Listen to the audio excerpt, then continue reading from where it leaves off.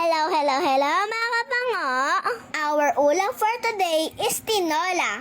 Pero po ang ginamit ni Mama ay giniling na manok. Lalo na po ngayong maulan. Aminin, masarap pong humigop ng masarap na sabaw. Una po, ginisa po ni Mama ang luya, bawang at sibuyas.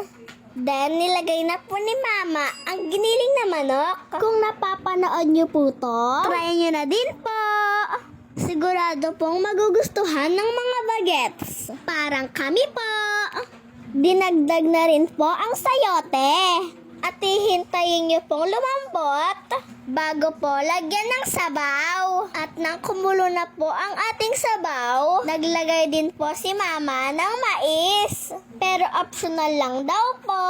Naglagay rin po pala si Mama ng chicken cubes para dagdag pampalasa.